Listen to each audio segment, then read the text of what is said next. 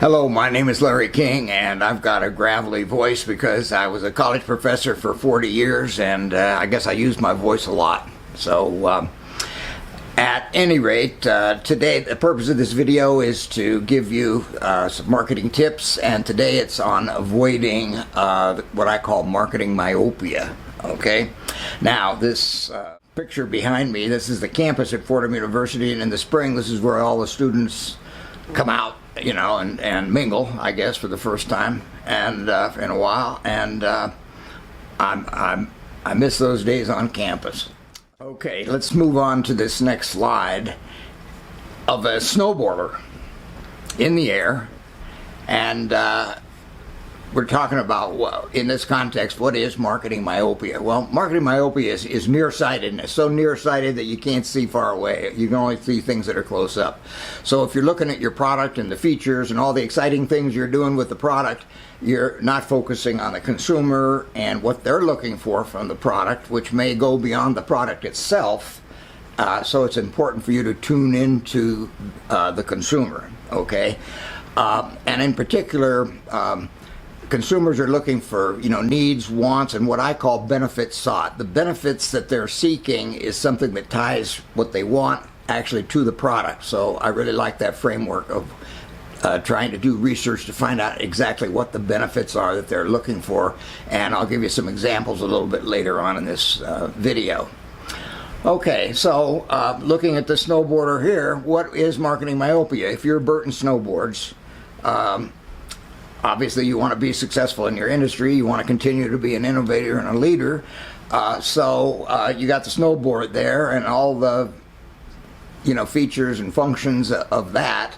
But what does that rider? What does he or she looking for? Okay, what are the benefits? I think it goes beyond the board itself. Okay, it gets into lifestyle and a number of different things that they're looking for. Okay. So what I'm going to do next is I'm going to show you a short video, old promo video from Burton Snowboards, just showing the experience of snowboarding. And then I used to ask my students, what are the needs, wants, or benefits? What are these kids looking for? So let's go ahead and start that video.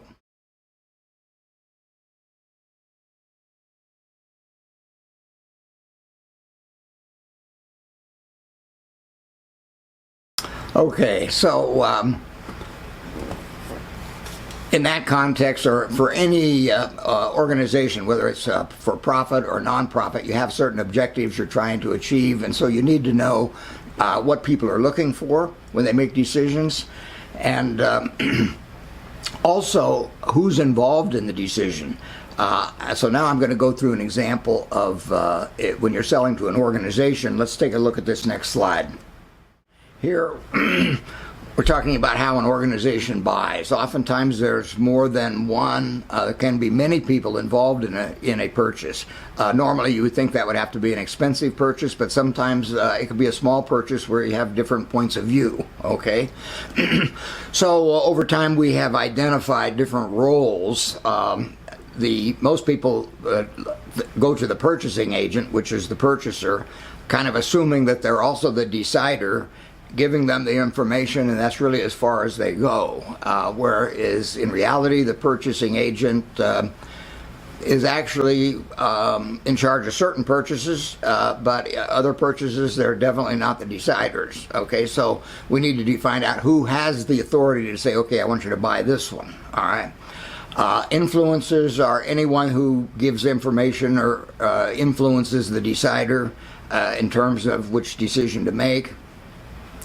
The users, this is an interesting one because it could be that in the office you run out of copy paper, so you yell out, okay, we're out of copy paper. So you've actually started the purchasing process, possibly, okay? But that doesn't mean you are going to buy copy paper for the entire organization, all right? But there are times when the user suggests a problem on the job and a solution, and it could be that follows through all the way, so that you need to be in contact with the users in all these different roles in order to ensure success. All right, the gatekeepers, that's an interesting one for the marketing, trying to get information into the buying center. The gatekeepers are the ones that decide what information goes in, oftentimes to the decider, who may be an executive. So the executive secretary will decide which of the information that you give to her for the boss actually gets to the boss and which is discarded. In other words, she's playing an important function. She's protecting the boss from, 10 million pieces of information. All right, but you have to recognize that and deal with it as good as you can. Okay, let's look at this next slide. I'm applying that same concept of a buying center or different buying influences that we looked at in terms of an organization to the household. And we can see that obviously if you live by yourself, you're the decider, influencer, gatekeeper, the whole show, whatever.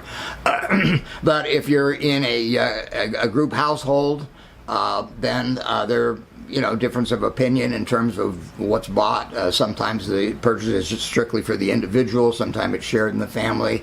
So these different roles can be identified,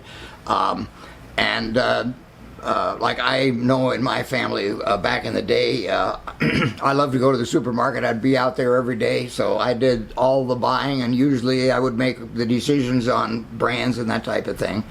And my stepdaughter at that time wanted the Fruit Loops. Okay, so I got her the store brand, colored circles or whatever they were.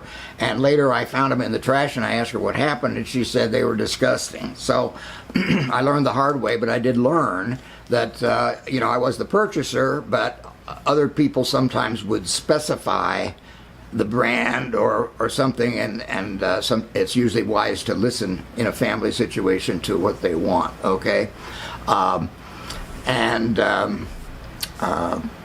Okay, so what's interesting is in selling your product in a group household situation, you want to be aware of what people in that buying situation look for, what specific benefits. And I'll guarantee you they're not all looking at exactly the same benefits. Like say you're planning for a vacation, they'll be looking for all kinds of unique benefits. Okay, so we're back to Eddie's Parade. We've completed our marketing tip, and I hope you enjoyed it, and subscribe, because until I have 0 subscriptions right now.